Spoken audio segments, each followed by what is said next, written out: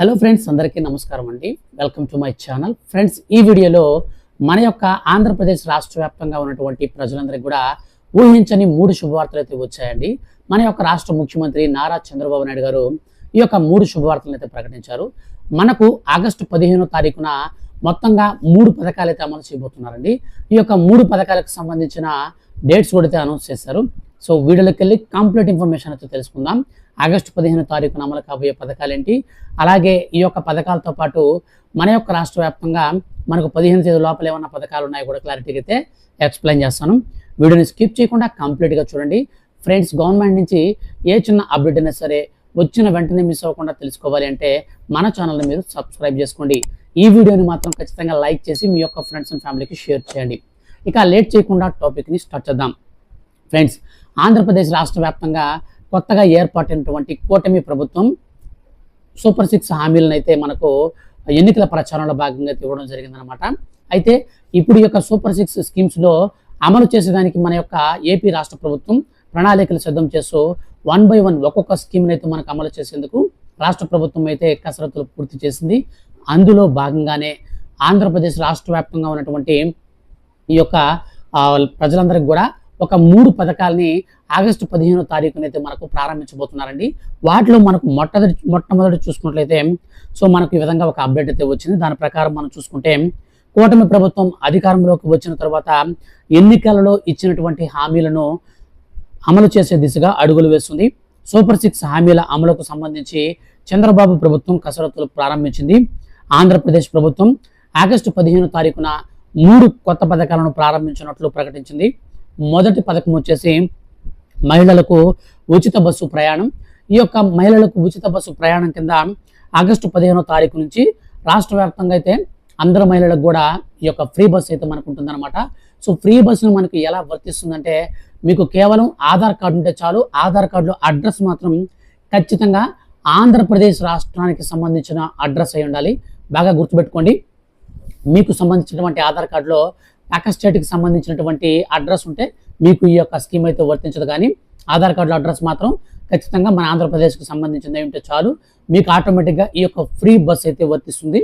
ఈ యొక్క ఫ్రీ బస్సులో మనకు ఎలాంటి బస్సులు ఎక్కొచ్చు అంటే, మనకు ఈ యొక్క హైటెక్ బస్సులు తప్పనిచ్చి మిగిలినటువంటివి మనకు ఈ యొక్క ఎక్స్ప్రెస్లు కావచ్చు, నాన్ స్టాప్లు కావచ్చు, అలాగే డీలక్స్ బస్సులు కావచ్చు, పల్లె వెలుగు బస్సులు కావచ్చు, ఇవన్నీ కూడా ఆర్టీసీ అండర్లో ఉన్నటువంటి బస్సులన్నీ కూడా మనం ఎక్కచ్చు. కానీ సో మన హైటెక్ బస్సులు ఉంటాయి కదా, ఇప్పుడు మనకు ఎగ్జాంపుల్గా గరుడ, తర్వాత మనకు వచ్చేసి కొన్ని కావేరీ ట్రావెల్స్ అని చెప్పేసి పెద్ద పెద్దవి ఉంటాయి. అవన్నీ ఆర్టీసీ అండర్లోనే పనిచేస్తుంటాయి. ఆర్టీసీ అండర్లో పనిచేసినప్పటికీ ఆ యొక్క హైటెక్ సిటీ బస్సులకు మాత్రం అవకాశం లేదు. కానీ మనకు నార్మల్గా ఏవైతే ఎక్స్ప్రెస్లు ఉన్నాయో, డీలక్స్ బస్సులు ఉన్నాయో, అలాగే మన యొక్క రాష్ట్ర వ్యాప్తంగా ప్రజెంట్ పల్లె వెలుగు బస్సులు ఉన్నాయి, వీటన్నిటిలో కూడా మనకు జర్నీ అయితే ఫ్రీ అయితే చేసుకోవచ్చు అనమాట. అయితే కంపల్సరీ మీరు ఫిజికల్గా మీరు ఆధార్ కార్డు అయితే తీసుకెళ్లాల్సి ఉంటుంది. సో మీరు బాగా గుర్తుపెట్టుకోండి. మేము ఫోన్లో ఫోటో తీసుకుంటాం, ఆధార్ కార్డు ఫోటో చూపిస్తామంటే కుదరదు. కానీ మీరు డైరెక్ట్గా ఫిజికల్గా మీ యొక్క ఆధార్ కార్డుని మీరు బ్యాగ్లో పెట్టుకోవాలి. ప్రస్తుతానికి ఉన్నటువంటి సమాచారం ప్రకారం కర్ణాటక అలాగే ఈ తెలంగాణలో ఏ విధంగా అయితే ఆధార్ కార్డ్ బేస్డ్ మనకు ఫ్రీ జర్నీ అయితే స్టార్ట్ అయిందో, సో సేమ్ అలాగే ఉంటుందన్నమాట. ఒకవేళ పాన్ కార్డు కూడా మీరు రెడీ చేసుకోండి, పాన్ కార్డు లేని వాళ్ళు ఉంటే. ఎందుకంటే మనకు పాన్ కార్డు కూడా చూపించమనే అవకాశం అయితే ఉండే అవకాశం ఉంది. కాబట్టి ప్రస్తుతానికి ఉన్నటువంటి సమాచారం ప్రకారం మీరు పాన్ కూడా అయితే రెడీ చేసుకోండి. అయితే మొత్తం మీద ఆధార్ కార్డు చూపించి మనకు 0 టికెట్ అనేది ఇవ్వడం జరుగుతుంది. ఒకవేళ పాన్ అడగతారేమో అని చెప్పేసి నేనైతే మీకు జస్ట్ నా సలహాతో అయితే మీకు చెప్తున్నాను అనమాట. ఇక రెండో స్కీమ్గా చూసుకున్నట్లయితే, ఎప్పుడిప్పుడు అని ఎదురు చూస్తున్నటువంటి ఈ యొక్క మహిళలకు సంబంధించిన స్కీమ్ అనమాట. సో ఈ యొక్క స్కీమే మనకు తల్లికి వందనం. గత ప్రభుత్వం మనకు అమ్మఒడి పేరుతో మనకు అర్హత కలిగినటువంటి, అంటే 1వ తరగతి నుంచి 12వ తరగతి వరకు చదివే విద్యార్థులందరికీ 13,000 రూపాయల చొప్పున నేరుగా తల్లుల ఖాతాలకు జమ చేసేది. 2,000 రూపాయలు వచ్చేసి స్కూల్స్ అలాగే టాయిలెట్ మెయింటెనెన్స్ కింద మొత్తంగా 15,000 రూపాయలు అయితే ఈ యొక్క విద్యార్థుల కోసం కేటాయించేది గత ప్రభుత్వం. ఇప్పుడు మన యొక్క కొత్తగా ఏర్పడినటువంటి కూటమి ప్రభుత్వం వచ్చేసి ఒక అప్డేట్ అయితే ఇచ్చిందనమాట. మేము అధికారంలోకి వస్తే ప్రజెంట్ మీ ఖాతాలో పడుతున్నటువంటి 13,000 రూపాయలని ఎలాంటి కటింగ్లు లేకుండా 15,000 రూపాయలు అయితే చేస్తామని చెప్పేసి మనకు ఎన్నికల హామీల ప్రచారంగా అయితే చెప్పారన్నమాట. అయితే ఇప్పుడు ఈ యొక్క స్కీమ్కి కూడా మనకు ప్రణాళికలు అయితే సిద్ధం చేస్తూ ఉన్నారు. రాష్ట్ర వ్యాప్తంగా ఎవరైతే ఈ యొక్క తల్లికి వందనం పేరుతో ఈ పథకాన్ని అమలు చేయడానికి రాష్ట్ర ప్రభుత్వం మనకు దరఖాస్తులు కూడా స్వీకరించింది. సో గత ప్రభుత్వంలో అమ్మఒడి స్కీమ్కి ఎంతమంది ఎలిజిబుల్ అయ్యారు, సో దానికి సంబంధించి మన యొక్క రాష్ట్ర ప్రభుత్వం పైన ఎంత బడ్జెట్ అనేది పడుతుంది అనే దానిపైన లెక్కలపైన అయితే ఉన్నారు. సో ఈ యొక్క స్కీమ్ని కూడా మనకు ఆగస్టు 15వ తారీఖున అందరి ఖాతాలలోకి 15,000 రూపాయల చొప్పున ఈ యొక్క తల్లికి వందనం పథకాన్ని అయితే వేసే అవకాశం ఉందండి. సో ప్రస్తుతానికి మన యొక్క రాష్ట్ర వ్యాప్తంగా ఉన్నటువంటి ఈ తల్లికి వందనం రూల్స్ని బేస్ చేసుకొని చూస్తే ఎవరైతే 75% అటెండెన్స్ కలిగి ఉంటారో విద్యార్థులు, అటువంటి విద్యార్థులందరికీ కూడా ఈ స్కీమ్ అయితే వర్తిస్తుంది.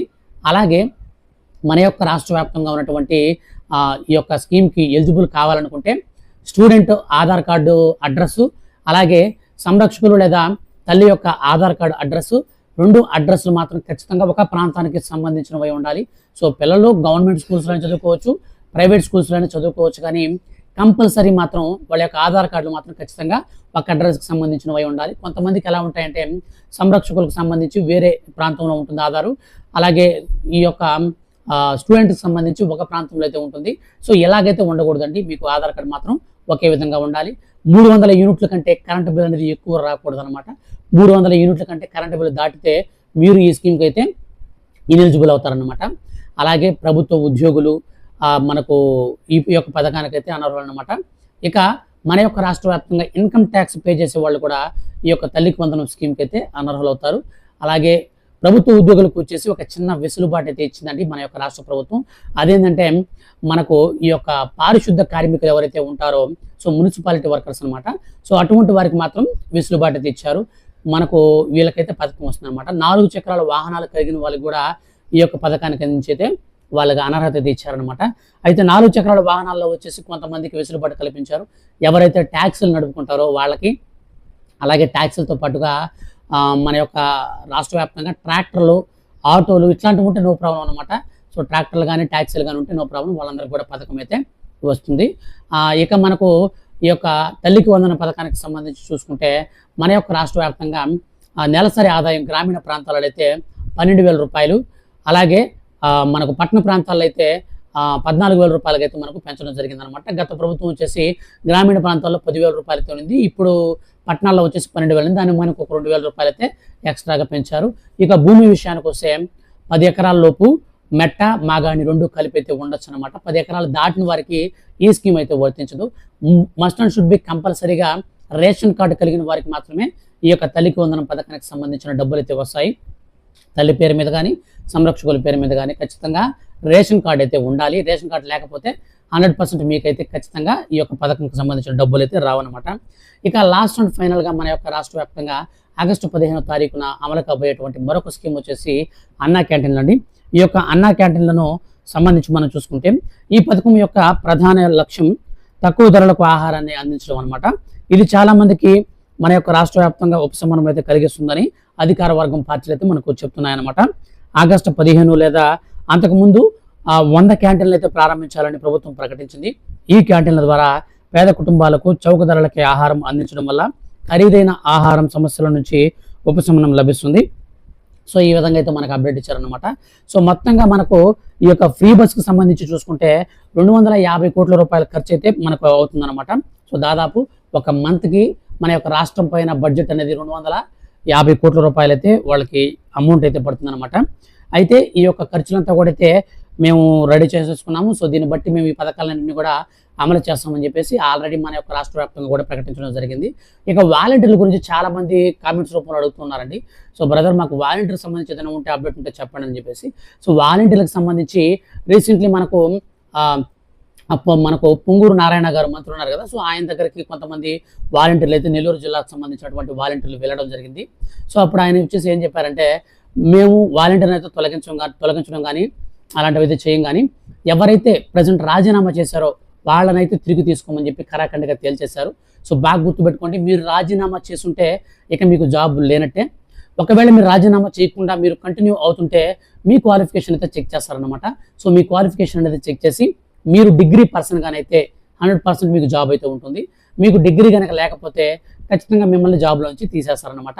అయితే మన యొక్క రాష్ట్ర వ్యాప్తంగా ఉన్నటువంటి వాలంటీర్లందరూ కూడా ఏం చెప్పారంటే, మేము ఇచ్చినటువంటి హామీగా కట్టుబడి ఉంటాం, మనకు గత 3 నెలల నుంచి రాజీనామా చేయకుండా డ్యూటీలో కొనసాగుతున్నటువంటి వాలంటీర్లు ఎవరైతే ఉన్నారో అటువంటి వారందరికీ కూడా 3 నెలల జీతాలు అనేటివి ఆగస్టు 15వ తారీఖుని మేమైతే పంపిణీ చేస్తామని చెప్పి, సో ఆగస్టు 15వ తారీఖు లోపల ఖచ్చితంగా 3 నెలలు అంటే మనకు జూన్, జూలై, ఆగస్టు ఈ 3 నెలలకు సంబంధించినటువంటి జీతాలన్నింటినీ కూడా వేస్తామని చెప్పేసి ఈయన మంత్రి గారైతే మనకు నారాయణ గారైతే చెప్పారనమాట.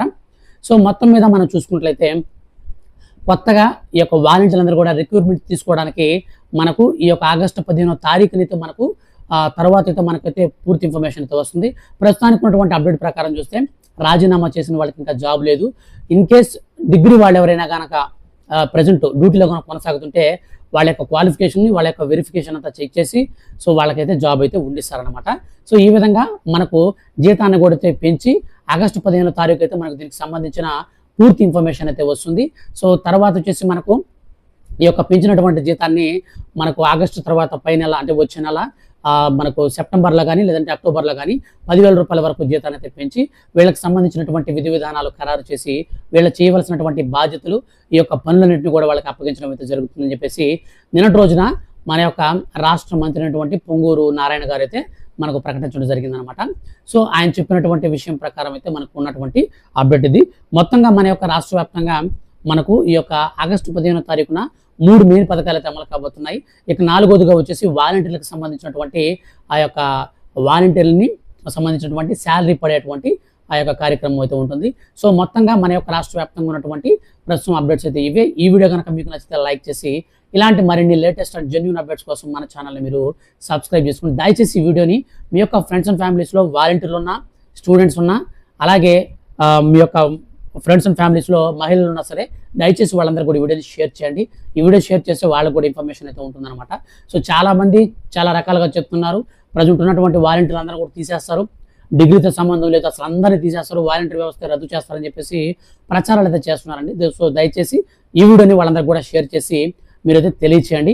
ఇలాంటి మరిన్ని లేటెస్ట్ అప్డేట్స్ అనేవి ఎప్పటికప్పుడు మిస్ అవ్వకుండా తెలుసుకుంటూ ఉండాలంటే మీరు మన ఛానల్ని సబ్స్క్రైబ్ చేసుకోవడంతో పాటు రెగ్యులర్గా